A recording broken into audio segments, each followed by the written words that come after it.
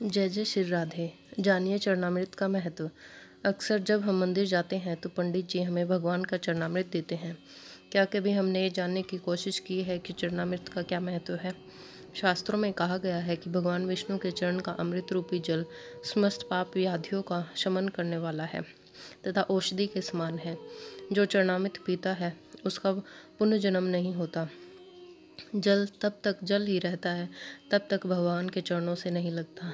जैसे ही भगवान के चरणों से लग जाता है तो अमृत रूप हो गया और चरणामृत बन जाता है।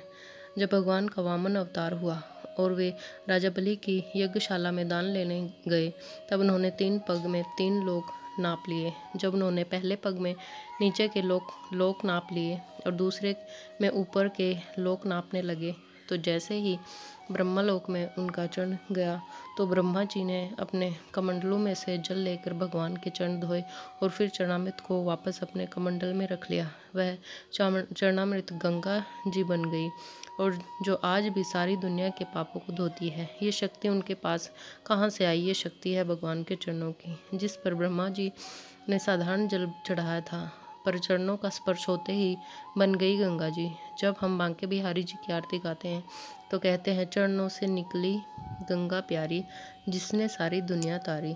धर्म में इसे बहुत ही पवित्र माना जाता है तथा मस्तक से लगाने के बाद इसका सेवन किया जाता है। चरणामृत का सेवन अमृत के समान माना गया है। कहते हैं भगवान श्री राम के चरण धोकर उसे चरणामृत के रूप में स्वीकार कर केवट न केवल स्वयं भव बाधा से पार हो गया, बल्कि उसने अपने पूर्वजों को भी तार दिया। चरणामृत का जल हमेशा तांबे के पात्र में रखा जाता है। आयुर्वेदिक मतानुसार तांबे के पात्र में अनेक रोगों को नष्ट करने की शक्ति होती है, जो उसमें रखे जल में आ जाती है। उस जल का सेवन करने से शरीर में रोगों से लड़ने की क्षमता पैदा हो जाती है तथा रोग नहीं होते।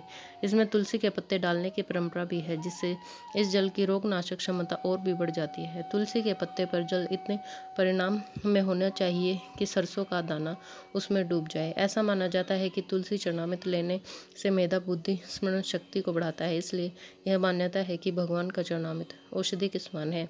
यदि उसमें तुलसी पात्र भी मिला दिया जाए तो उसके औषधीय गुणों में से और भी वृद्धि हो जाती है। कहते हैं सीधे हाथ में तुलसी चरणामृत ग्रहण करने से हर शुभ काम या अच्छे काम का जल्द परिणाम मिलता है। इसलिए चरणामृत हमेशा सीधे हाथ से लेना चाहिए। लेकिन चरणामृत लेने के बाद अधिकतर लोगों की आदत होती है कि वे अपना हाथ सिर पर फेरते हैं। चरणामृत लेने के बाद सिर पर हाथ रखना सही है या नहीं, यह बहुत कम लोग जानते हैं। दरअसल शास्त्रों के अनुसार चरणामृत लेकर सिर पर हाथ रखना अच्छा नहीं माना जाता है। कहते हैं इससे विचारों में सकारात्मकता नहीं बल्कि नकारात्मकता बढ़ती है। इसलिए चरणामृत लेकर कभी भी सिर पर हाथ नहीं फेरना चाहिए। जय जय श्री राधे।